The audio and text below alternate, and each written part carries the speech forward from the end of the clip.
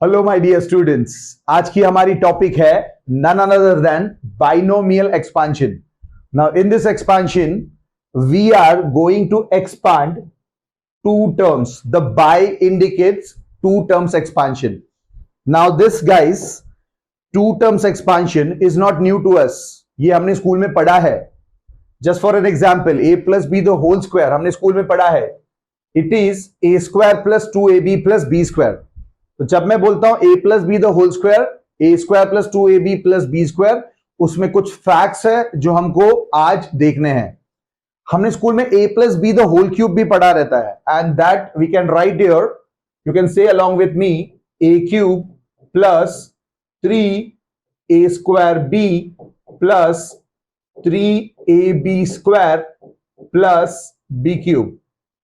Okay, तो ये expansion जो दो है ये स्कूल में हमें लर्न होती है या फिर हम लोग लर्न करते हैं. लेकिन अगर सपोज आपको इससे बड़ा एक्सपांशन चाहिए जैसे डिग्री 4, तो फिर कैसे करें? या फिर इससे भी ज्यादा a plus B the whole raise to 5 चाहिए तो कैसे करें? चलो लेट्स टॉक. अगर मुझे a plus B raise to n degree चाहिए तो कैसे करें? तो आज का हमारा टॉपिक है कि a plus B the whole power n की एक्सपांशन कैसे करें. तो अगर मैं n की एक्सपांशन सीखता हूं तो मुझे डिग्री 4, डिग्री 5, डिग्री 6 कोई भी एक्सपांशन आ जाएगी. Okay, so you got the today's topic binomial expansion and here we go. Binomial expansion, कुछ पॉइंट्स जो बहुत अच्छे से याद रखने पड़ेंगे. सबसे पहले कोएफिशिएंट के पीछे पढ़ो, कोएफिशिएंट बनाओ. लेकिन कोएफिशिएंट कैसे बनाएंगे? या तो बनाओ बाई पास्कल ट्रायंगल. सर हमें पास्कल ट्रायंगल पता नहीं है, मैं बताऊंगा. या फिर बनाओ कॉम्बिनेशन. ये कॉम्बिनेशन क्या होता है ये भी हम लोग आज के लेक्चर में डिस्कस करेंगे. तो सबसे पहले काम होगा कोएफिशिएंट पे. Let's show you this. a plus B the whole square की एक्सपांशन में आपका a square plus 2ab plus B square था. तो आपके कोएफिशिएंट्स क्या थे? ए स्क्वायर की कोएफिशिएंट 1 थी, ए बी की कोएफिशिएंट थी 2 और बी स्क्वायर की कोएफिशिएंट क्या थी? 1 थी. तो मतलब ये जो कोएफिशिएंट है ये हमको चाहिए. जब आपकी डिग्री बढ़ती है तो ये कोएफिशिएंट्स भी बढ़ेंगे. तो वो कोएफिशिएंट कैसे बनाना है कौन बताएगा हमको? पास्कल ट्रायंगल बताएगा या फिर बताएगा combination. Will go for the next part, that is a जो फर्स्ट टर्म है. देखो ये एक्सपांशन का ए जो फर्स्ट टर्म है उसका बिहेवियर चेक करो.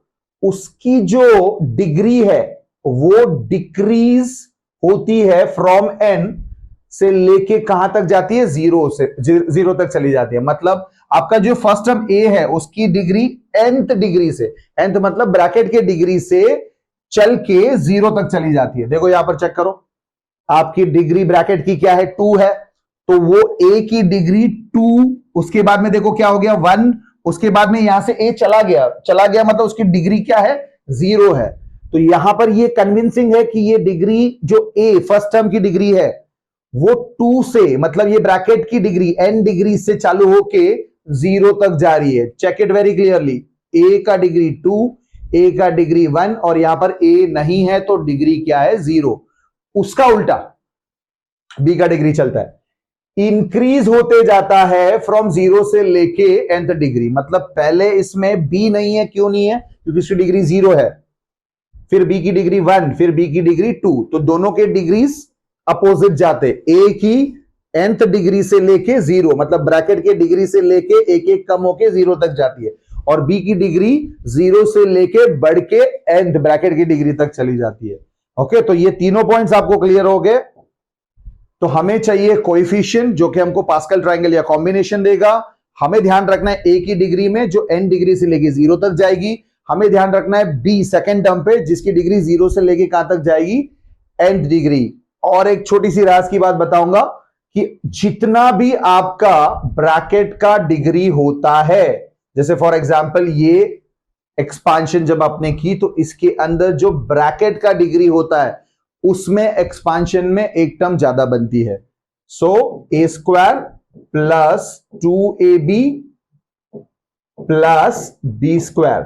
ये देखो, तो ब्रैकेट की डिग्री 2 है लेकिन एक्सपांशन ऑफ द टर्म में कितने मिले मुझे? 3 टर्म मिले। तो जैसे ही आप ब्रैकेट की डिग्री 3 देखो, उसमें 4 टर्म की एक्सपांशन होगी। ब्रैकेट की डिग्री 4 है, एक्सपांशन कितना होगा? 5 टर्म का होगा। तो जितनी आपकी ये डिग्री चलती है, एक्सपांशन एक टर्म ज्यादा निकल के आता है। ये भी बात आप याद रखोगे to cross verify your answer of expansion is correct और not. Let's go for the Pascal triangle now. Here's the time to learn how to create a Pascal triangle. Guys, पूरा ध्यान दो यहां पर, क्लियरली आपको समझ में आ जाएगा। सबसे पहले हम लोग करेंगे 1 के साथ शुरुआत। ये 1 के बाद सेकेंड रो में और 2 बार मैंने 1 1 लिखा है। थर्ड रो में 1 1। जब मैं थर्ड रो लिखता हूं तब ये जो बीच का 1 1 है सेकेंड रो का, वो ऐड होके क्या बन जाता है? 2, है ना? Is it very simple? 1 then second row का 1 1, थर्ड रो का 1 1। जैसे आपने थर्ड रो लिखा, सेकेंड रो का जो 2 1 1 था वो ऐड हो गया। Will go for the fourth row, 1 1। अब ये जो थर्ड रो का 1 और 2 है वो ऐड होके क्या हो गया? 3 हो गया। एंड देन 2 and 1 ये ऐड होके भी क्या हो गया? 3 हो गया। If you want to increase further, मतलब आपको एक्सपांशन बढ़ानी है तो आप आगे बढ़ रहे हो, तो ये और एक 1 1 करा दिया मैंने यहां पर। अब 1 और 3 4, 3 और 3 6, 3 और 1 4। तो चेक करो ये जो शेप बन रही है, ये बिल्कुल एक ट्राइंगल बन रही है। इसके अंदर क्या आ रहे हैं आपके पास? कोएफिशिएंट्स आ रहे हैं, और इसको हम लोग बोलेंगे पास्कल ट्राइंगल। तो सर जी वो जो पहले वाला 1 था वो क्या कोएफिशिएंट है? वो कोएफिशिएंट है a+b0 डिग्री। ये जो 2 1 1 है यहां पर सेकेंड रो में, ये किसके कोएफिशिएंट्स है? तो ये है a+b degree 1। Third row is what? a+b का स्क्वायर। तो आप देखो स्क्वायर जो है 3 कोएफिशिएंट लेके बैठा है, क्यूब जो है वो 4 कोएफिशिएंट लेके बैठा है। ओके, तो एज आई टोल्ड यू कि जितनी भी आपकी ब्रैकेट की पावर रहेगी, आपके जो कोएफिशिएंट से एक टर्म ज्यादा निकालेंगे। अब चेक करो डिग्री 4 के लिए भी आपके पास कोएफिशिएंट है। तो डिग्री 4 के लिए आपके पास कोएफिशिएंट है a+b⁴, 4, और a+b⁴ के कोएफिशिएंट है 1 4 6 4 एंड 1। आप इसको और ज्यादा आगे बढ़ा सकते हो। ओके, तो दिस वे यू कैन से कि पास्कल ट्राइंगल में हम लोग कोएफिशिएंट्स क्रिएट करते हैं। I'll show you the picture of a Pascal triangle, थोड़ा इससे ज्यादा। check here. Okay, so degree 0, degree 1 2 3 4 5 6 7, ये 7 तक का पास्कल ट्राइंगल बना है। मतलब आपकी जो एक्सपांशन है वो a+b⁴ तक चल सकती है।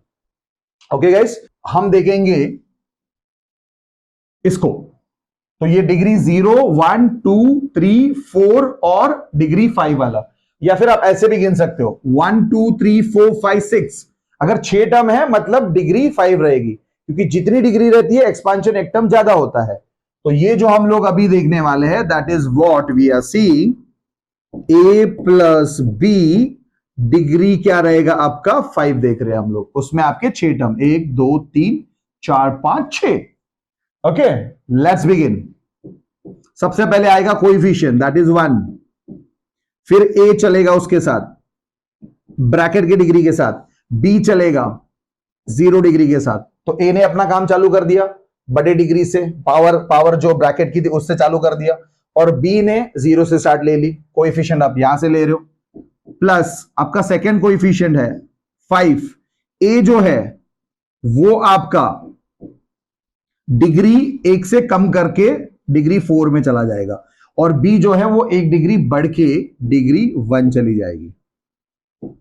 Take your second coefficient that is 10। फिर a की डिग्री और 1 कम कर दो, 4 से 3 कर दो, जैसे हमने बात करी थी, डिग्री कम होते जाएगी a की, और b की डिग्री बढ़ते जाएगी, तो b की डिग्री 2 हो गई। Plus next coefficient is 10 again, a और कम हो गया, b बढ़ गया। नेक्स्ट कोएफिशिएंट 5, a और कम हो गया, b और बढ़ गया, and the last coefficient is 1। Okay, so I will put the coefficients in the bracket just to segregate this. ये सब ब्रैकेट में जो डाले वो कोएफिशिएंट मैंने पास्कल ट्रायंगल से लिए हुए। ए आप क्लियरली देख सकते हो उसकी डिग्री कम कम होती जा रही है, बी की डिग्री बढ़ते जा रही है। लास्ट टर्म 1 में हमारे पास ए जो बचा है उसकी डिग्री 0 एकदम एंड में, और बी की डिग्री कितनी हो जाएगी 5। तो ये हो गया आपका एक्सपांशन विद डिग्री 5, जो आप मतलब आपको याद रखने की जरूरत नहीं। If you know this technique of a pascal triangle और फिर आपका एक्सपांशन का जो पॉइंट्स है आपको याद रहेंगे, तो आप इससे भी बड़ी डिग्री एक्सपांड कर सकते हो। ओके, इसको क्लियरली लिखेंगे, ये पूरा आप देखो, चेक करो, 1 and b raised to 1, b raised to 0 is 1, so this one and this one, so that means your first term is a raised to 5, इसको आप ठीक से लिखो, so 5a raised to 4b, okay, ये आपका as it is रहेगा 10a cube b square plus what 10a square b cube plus what 5। Now this kind of like a raised to 1 a होता है, सो ये आपने लिखा a b raised to 4 plus 1 a raised to 0, anything raised to 0 is 1, ये आपने indices में school में पढ़ा है। तो यहां पर आपके पास रहेगा b raised to 5। तो गाइस चेक कर रहा हूं, आपको मिला है a plus b raised to the whole raised to 5 का एक्सपांशन, जिसमें ये 6 टर्म है। Okay, isn't it easy? Now by seeing this video you will be definitely understand the concept of a binomial expansion, जिससे आप definitely इसका a plus b raised to 6 भी try करोगे। Okay, उसके लिए आप लोग क्या करोगे, इन कोएफिशिएंट का इस्तेमाल करोगे। नाउ गाइस, वो जो पास्कल ट्राइंगल है उसका एक रिप्लेसमेंट है।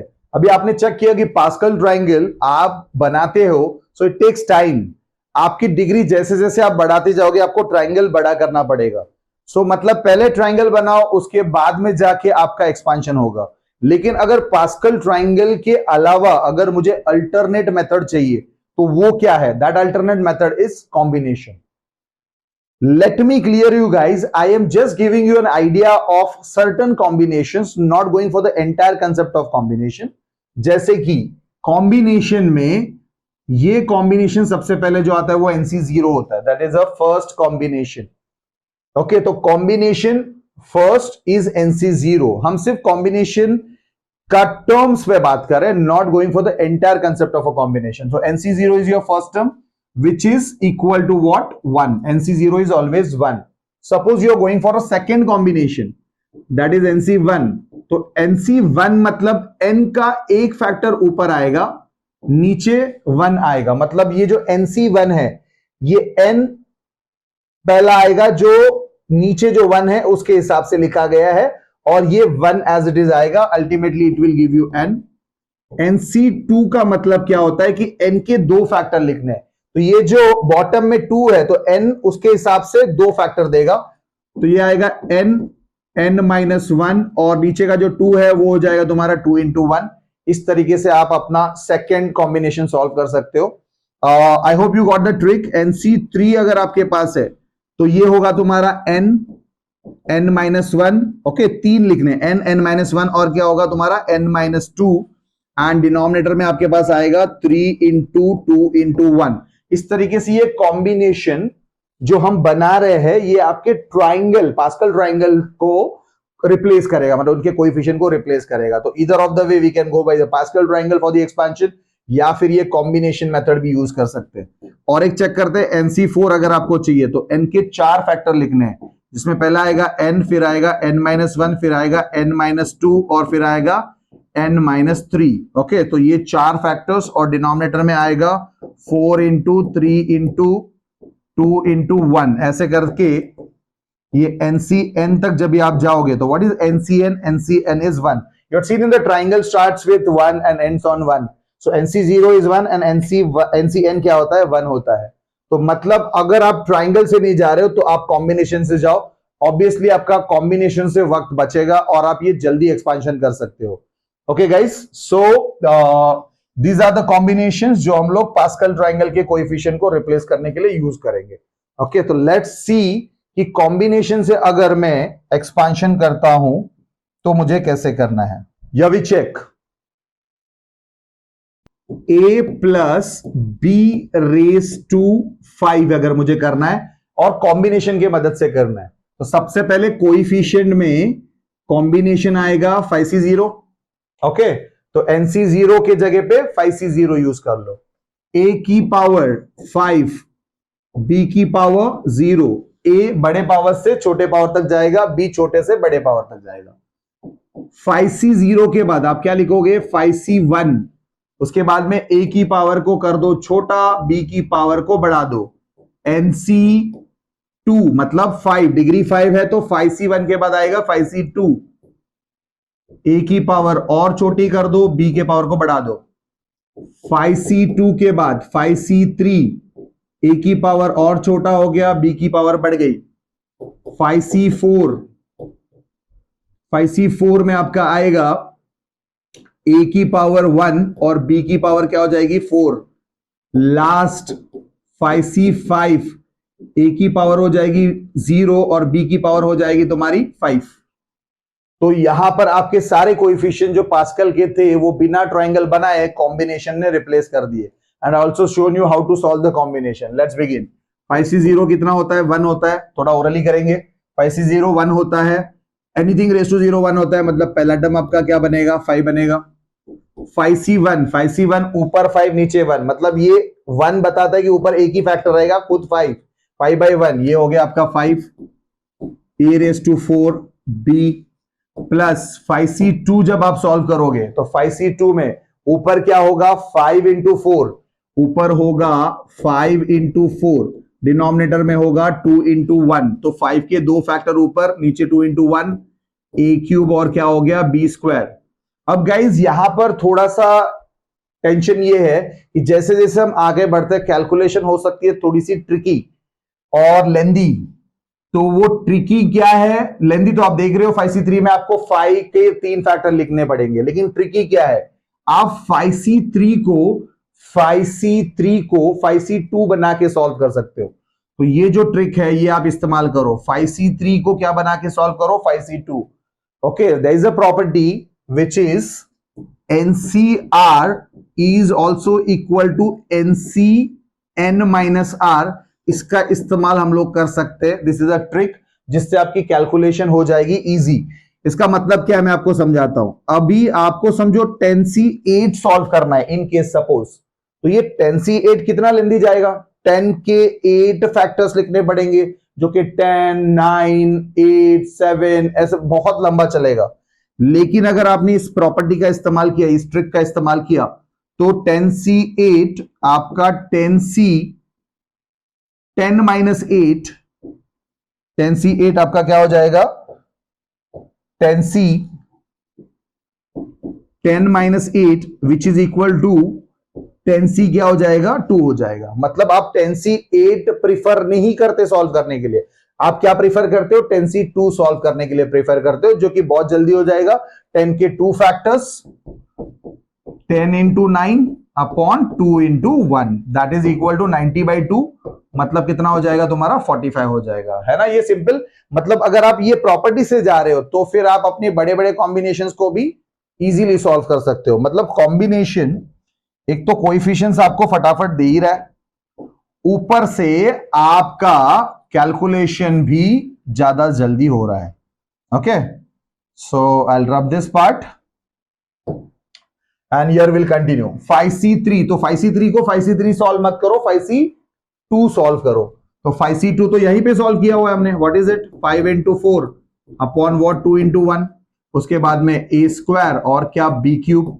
अब ये जो 5c4 है, ये जो 5c4 है, ये भी आप 5c4 सॉल्व मत करो, डू इट 5c1। तो 5c4 का 5c1 हो जाएगा, तो 5c1 मतलब कितना हो जाएगा 5।